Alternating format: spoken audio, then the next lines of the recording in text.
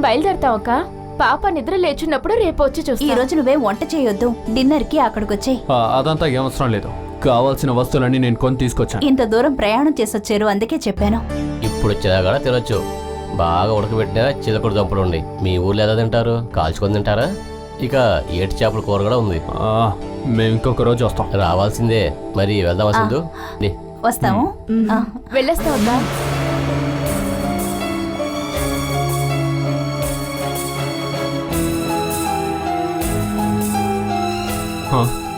రే కొల్లార్పకుండా అక్కడేంట్రా చూస్తున్నాం? ఎంతైంది? వందా చెప్తాం. ఇది ఉంచుకో, వెళ్ళాలి త్వరగా వెళ్ళా. ఎవరిని నమ్మి ఇంటి దగ్గర చేర్చలేకపోతాం. తిరుగుతున్నాడు చూడు షర్టు లేకుండా. షర్ట్ వేసుకొని తిరిగితే ఏమైపోతాడు? అది కూడా ఆడవాళ్ళు ఉన్న చోట.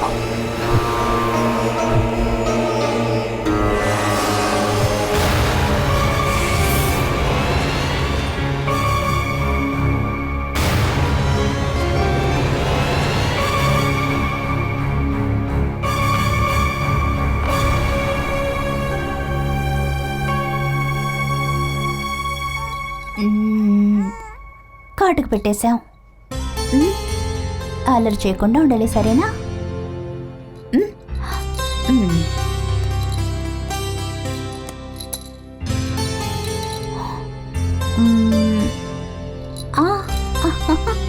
అయ్యో, ఇలా ఆడుతూ ఉంటే ఎలా?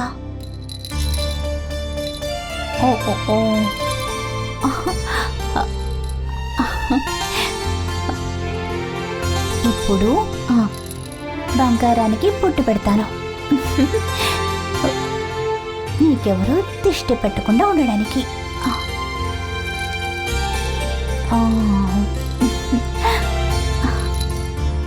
లోపలికి రావచ్చా?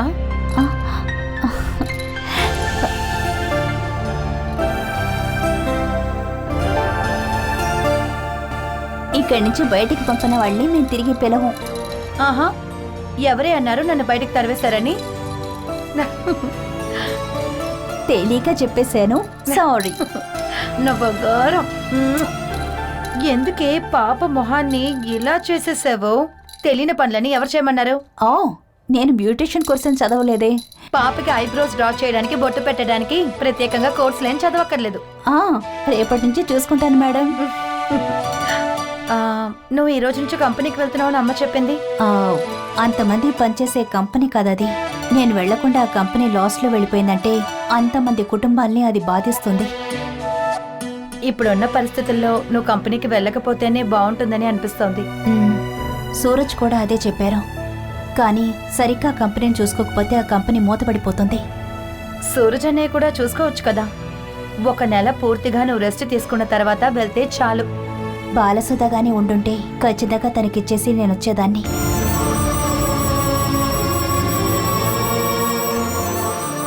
సూరజ్ జీవితంలోకి రావాల్సిన బాలే మా పక్కింట్లో ఉన్న అఖిల అని తెలిసినప్పుడు అస్సలు నమ్మలేకపోయాను. తను ఎక్స్పోర్టింగ్ కంపెనీలో స్వీపర్ పనికే వచ్చింది. తర్వాత అకౌంటెంట్ అయింది.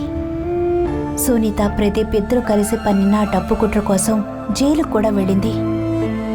ఇదంతా ఏ బాలానని తెలిసినప్పుడు నేను అసలు యాక్సెప్ట్ చేయలేకపోయాను. మనం అసలు ఊహించనే లేని దారుణమైన జీవితం తనది.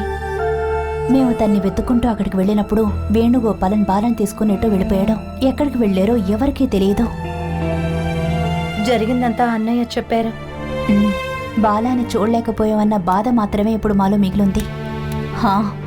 జీవితం ఇంతటితో అంతమైపోదుగా. ఏదో ఒక రోజు బాలని ఖచ్చితంగా కలుస్తాను. నువ్వు మళ్ళీ తన్ని చూడొద్దు.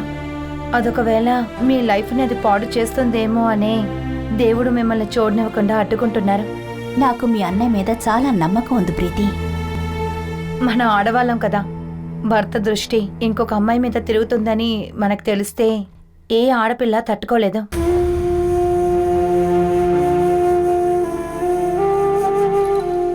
నువ్వు తన మీద చూపించిన చిరాకు నీ మనసులో ఉన్న కన్ఫ్యూషన్ వల్లే అని నాకు తెలుసు. అయినా సరే ఇబ్బంది అయిన పరిస్థితుల్లో నేను నిన్ను కొట్టేశాను. దానివల్ల నేను బాగుపడ్డాను. దానివల్లే కదా అక్కడి నుంచి నేను వెళ్ళిపోవడం, ప్రదీప్ని చూడడం, అతను చేసిన తప్పు తెలుసుకోవడం అంతా జరిగింది. లేదంటే చివరి వరకు సూరజ్ని శత్రువులాగే చూసేదాన్ని. అన్ని సమస్యలు పూర్తయ్యాయిగా, ఇక మీ జీవితం సంతోషమే.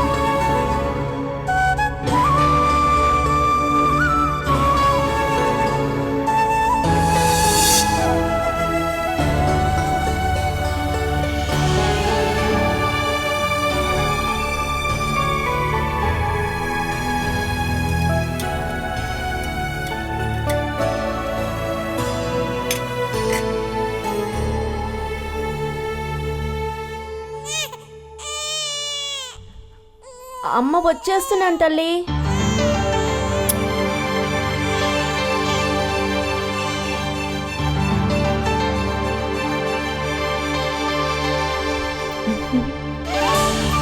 బంగారం లేచిందా? ఇక్కడికొచ్చి 1.5 నెలే అయ్యింది. అప్పుడే లేచి పారిపోవాలని చూస్తున్నావా? ఉం? నీకు పాలిచ్చే నిద్ర వచ్చి 2 గంటలు కూడా కాలేదు, అప్పుడే ఆకలైందా నీకు? మీ నాన్న వచ్చేలోగా కూరలన్నీ వేడి చేసి పెట్టి వచ్చేస్తాను. మీ నాన్న వచ్చినట్టున్నారు. ఏడకుండా మంచి బిడ్డలా ఇక్కడ ఉండాలి. అమ్మ తలుపులు తెరిచి వెంటనే వచ్చేస్తా.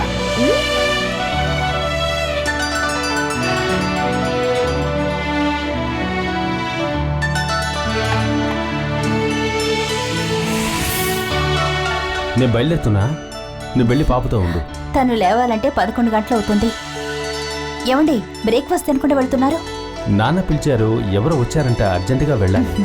బ్రేక్ఫాస్ట్ తినేసి వెళ్ళండి. నేను వెళ్ళి వచ్చేస్తాను. మీరెప్పుడు వస్తారో నాకు తెలీదా? ఇంకా మధ్యాహ్నమే మీకు తిండి జ్ఞాపకం వస్తుంది. రండి, తినండి. ఊరికే మొండి పట్టకు. మీరే మొండికేస్తున్నారు. తినేసి వెళ్తే చాలు. రండి. చెప్తే అర్థం కాకుండా చెవి మెల్లి తిప్పితే అర్థం అవుతుంది. వదలండి, నొప్పిగా ఉంది. నా స్థానంలో బాలసుధ ఉంటే ఇలాగే చేసేవారా?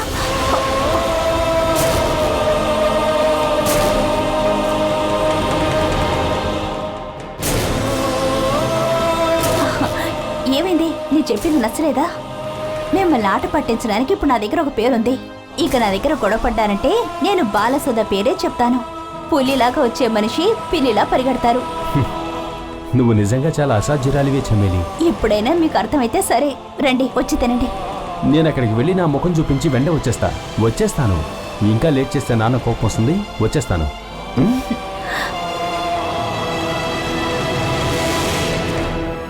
వాడన్నీ మర్చిపోయిన విషయాలు మళ్ళీ ఎందుకమ్మా గుర్తు చేస్తున్నావు? బాలసుధ గురించి చెప్తున్నారా? నేను ఊరికే ఆట పట్టించడానికి అలా అన్నాను. వేళాకోళానికి కూడా ఆ పేరు ఇంట్లో ఎత్తకమ్మా. నేనేది మనసులో పెట్టుకొని అనలేదు అత్తయ్య. అయ్యుండొచ్చు, కానీ వినేవాళ్ళకి గుచ్చుకుంటుంది. ముఖ్యంగా బాల నిజంగా ఎంతో నరకం అనిపిస్తోంది. నేను అలా ఆలోచించలేదు. బాలాకి సూరజ్కి మధ్య ఉన్న పాత బంధం నేను తమాషాగానే అనుకుంటున్నానని సూరజ్ అనుకోవాలని నేను అలా అన్నాను. ఏదేమైనా ఇప్పుడు చాలా సంతోషంగా ఉన్నాం. అది చెడిపోయే విధంగా మనం ఇప్పుడు ఏమీ మాట్లాడొద్దు.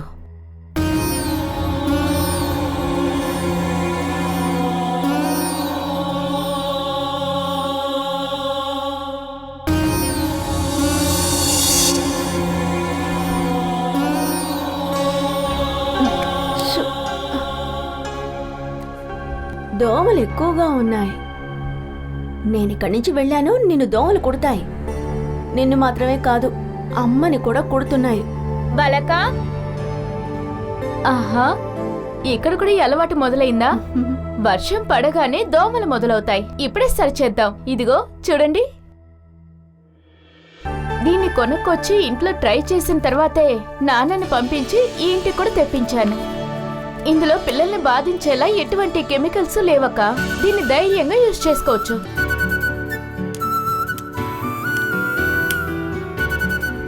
దోమలు ఒకవేళ తక్కువగా ఉంటే ఇదిగో ఈ బటన్ని మధ్యలో పెట్టాలి. ఎక్కువ దోమలుంటే యాక్టివ్ మోడ్ లో పెట్టాలి. ఇదిగో ఇలాగే.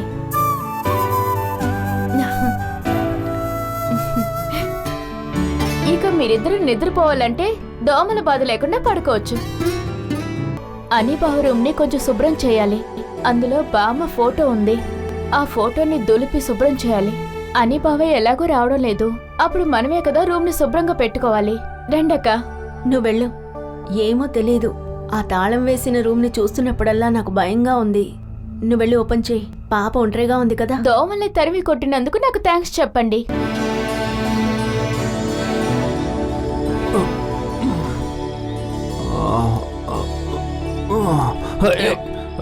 సార్. ఎవరు నన్ను పట్టుకోవద్దు. ఎంతైంది? 100.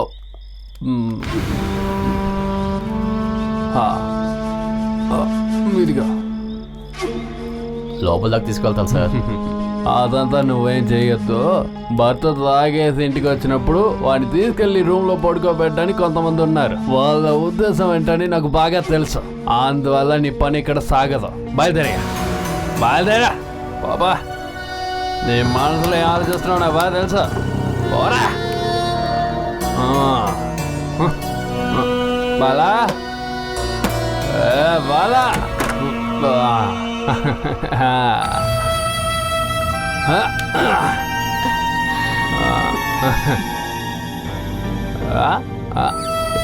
ఏంటి అలా చూస్తున్నా? నేను కొంచెం తాగేసి వచ్చాను. ఫార్మ్ ఇండియా ఫర్టిలైజర్లో నేను మార్కెటింగ్ మేనేజర్గా చేరి ఇంతటితో 2 నెలలు అవ్వబోతాను. అందుకే చిన్న పార్టీ పెట్టేసి. అయితే మళ్ళీ పాత పరిస్థితికి వెళ్ళాలని నిర్ణయించుకున్నారు.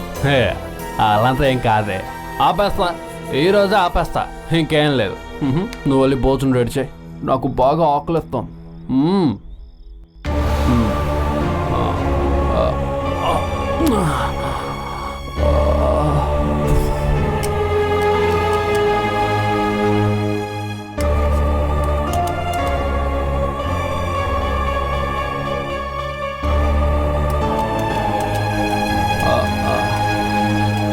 అన్నం పెట్టవే. ఆ పని మీదే కదా ఉన్నాను. ఎవరిని భయపెట్టాలని చూస్తున్నావే? నేను ఆకలితో వచ్చి నుంచుంటే నువ్వు ఇక్కడ కలుపుతో కూర్చున్నావా? ఇంకా ఎంతసేపటికి నువ్వు కలుపుతావే?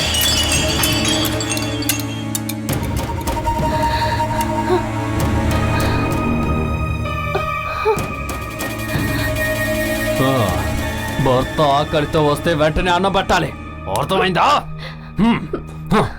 ఏంటే నాకు అన్నం పెట్టాలన్న ఆలోచన నీకు లేదా? వెళ్ళి అన్నం తీసి పెట్టవే. దేంట్లో పెట్టమంటారు? కింద పడైనా? ఈ ఇంట్లో ఉన్నది 2 ప్లేట్లే. దాన్ని ఇలా విరగొట్టేశారు. చెప్పండి, ఎలా తింటారు? ఈ సట్టిలో వేసి ఇవ్వమంటారా?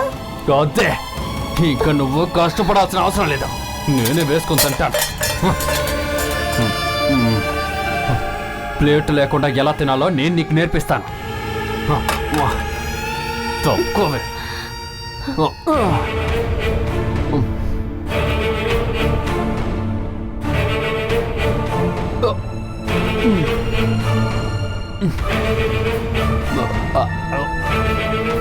చూసావా?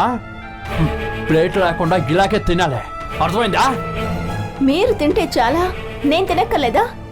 నువ్వు ఇంకా తినలేదంటే? కలిసి భోంచేద్దాం అనుకున్నాను, మీరేమో తాగొచ్చారు. ఇప్పుడు ఒక్కరే కూర్చొని తింటున్నారు. చూడండి, కొంచెం కూడా అన్నం లేదు. అయితే ఆడకుండా ఇదిగో నువ్వు కూడా వచ్చి తిను. మీ ఎంగిలి తినడానికి నేను కుక్కనా? నేను పెట్టింది నువ్వు తింటే చాలే. నాకు అక్కర్లేదు. మొత్తం మీరొక్కరే తినండి. మీ కడుపు మంట చల్లబడుతుంది.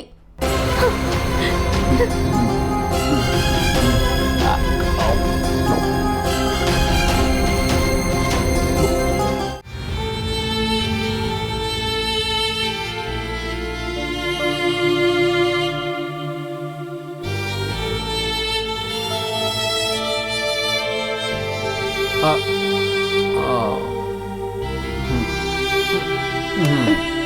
పట్టుబడి పట్టి ఆకలితో పడుకుంటే దానికి కష్టం నువ్వే అనుభవించాలి.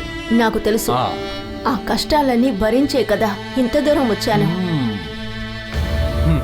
నీ తల్లిదండ్రులు నిన్ను నడు రోడ్డు మీద వదిలేసి వెళ్ళిపోయారే, ఆ? అప్పుడు కూడా నేను మాత్రమే నీతో పాటు ఉన్నా. నన్ను అనుసరించి నాకు అనుకూలంగా ఉన్నావంటే నీతో పాటు ఎప్పుడూ ఉంటాను. దీన్ని తీసుకెళ్ళి పడుకోబెట్ట. ఇక నుంచి నేను పాపతో పాటే నిద్రపోతాను. మరైతే నేను ఈ ఇంట్లో వేరే గదులున్నాయి, మంచాలున్నాయి. నేను ఇక్కడే పడుకుంటా. పడుకోండి. నేను పాప మరో గదిలో ఉంటాం. ఇలా రావే. నువ్వు ఎక్కడికి వెళ్తున్నావు? నువ్వు ఇక్కడే పడుకోవా. నాకు మీ అంత బలం లేనందువల్ల మీరు అనుకున్నది సాధించగలరు. మందు కొట్టి మీరు నాతో పాటు పడుకోకూడదు. పడుకుంటే ఏంటే? పాప ఇంకా పాలు కూడా మానలేదు. ఇప్పుడు నా కడుపులో మరో బిడ్డ పెరుగుతోంది.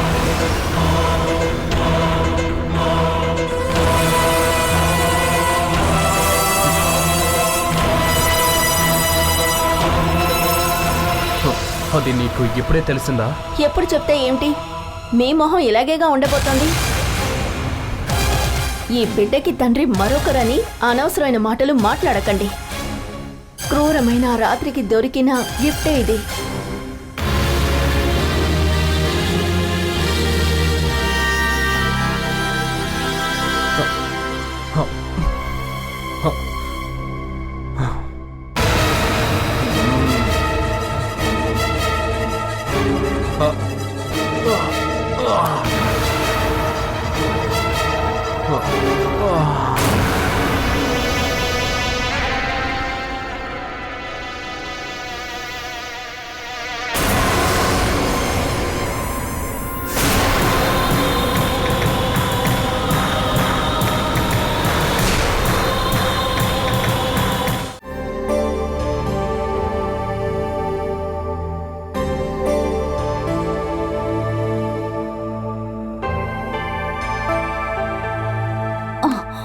ఎప్పుడు మొబైల్ చూడడానికి నీకు టైం ఉంటుందా? ఏంటమ్మా ఇది? ఇక నా మొబైల్ ముట్టుకో చెప్తాను. తీయొద్దని నువ్వే చెప్తావు. అందులో మెసేజ్ కానీ అదేమైనా పాడైపోతే తీసుకొచ్చి దీని చేతికిచ్చి ఇది ఏంటో చూడమంటావు. ఊరికే కాదుగా, కాలేజీకి పంపించి చదివిస్తున్నావుగా. ఎస్ఎస్ఎల్సి పాస్ అయినా నువ్వు వెళ్ళావు కదా కాలేజీకి. నాన్న సైలెంట్ గా చెప్పండి. కనపడిన వాళ్ళందరికీ అమ్మ డిగ్రీ చదివినట్టు చెప్తుంది. కనీసం ఇంటర్ పాస్ అయినా సరిపోయేది. పెళ్ళయ్యి 10-12 సంవత్సరాల తర్వాతే నాకు డిగ్రీ లేదని మీకు తెలుస్తుందా? అయ్యో సింధు, పెద్దగా అరవకు. మనం మాట్లాడుకున్నది ఎవరైనా వింటారు. అలా కాదు నాన్న, మనం మాట్లాడేటప్పుడు సైలెంట్ గా మాట్లాడాలి. అమ్మేమో ఊరంతా వినపడేలా అరుస్తుంది. అందుకు లైసెన్స్ మీరు ఇచ్చేసారు కదా. నేనిచ్చిన లైసెన్స్ కాదమ్మా, మీ అమ్మ సొంతంగా తీసుకున్న లైసెన్స్ అది. నేను దుర్మార్గురాలనేగా మీరిద్దరూ కలిసి చెప్తున్నారు. అవును, దానివల్ల మంచే గానీ చెడేం జరగలేదు కదా. చెడు జరిగినా మీరు ఒప్పుకోరు కదమ్మా. నోరు మూసుకో. ఎప్పుడు చూసినా మాట్లాడుతూనే ఉన్నావు. ఇక చాలే ఆపు, పక్కింటి వాళ్ళు వింటారు. మంది ఆదర్శం కుటుంబం అని అందరూ అనుకుంటూ ఉంటారు. అది చెడగొట్టుకోవాలా ఏంటి? వాళ్ళు అలా మాట్లాడుతున్నారంటే దానికి నేనే కారణమా? అది కరెక్టేలే. అమ్మ వైలెంట్ గా ఉన్నప్పుడు మీరు సైలెంట్ అవుతారు. అదే కదా మన ఇంటి డిసిప్లిన్. ఇలా చూడు ప్రియా, మీ అమ్మని అలా ఎగతా చేయకు. నేను ఉదయాన్నే తోట పని అని చెప్పి వెళ్ళిపోయాను అనుకో, తినటానికి పడుకోవటానికి మాత్రమే ఇక్కడికి వస్తున్నాను. ఈ ఇంట్లో అన్ని పనులు ఏ లోటు లేకుండా చూసుకునేది అదిగో మీ అమ్మే. అలా చెప్పండి. ఆ వేణుగోపాలన్ కుటుంబం ఇక్కడికొచ్చి 2 నెలలు అవుతున్నాయి. మీ నాన్న ఇంతవరకు అద్దె గురించి వాళ్ళకి చెప్పారా? 2 నెలలు అయిందా? ఎంత త్వరగా రోజు గడుస్తున్నాయి.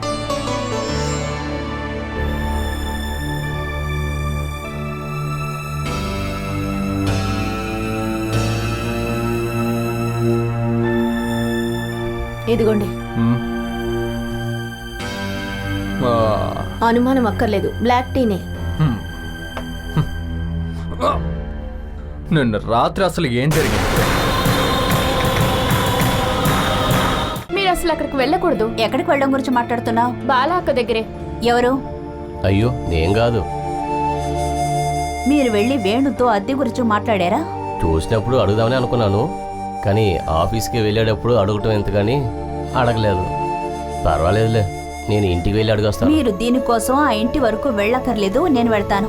అదే మంచిది. కనీసం ఆ టైం అయినా నేను రెస్ట్ తీసుకుంటాను. అద్దె విషయం కోసం మాత్రమే కాదు, వేణుగోపాలన్ ప్రవర్తన విషయం గురించి కూడా నేను భారత్తో కొన్ని విషయాలు మాట్లాడాలి. అమ్మ, మీరు అనవసరమైన విషయాలు తల తుడుచుకోండి. ఇది అవసరం ఉన్న విషయమే.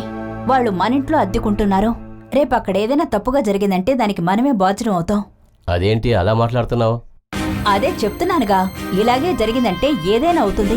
దానికి ముందు మనం అడ్డుకుంటే మంచిది.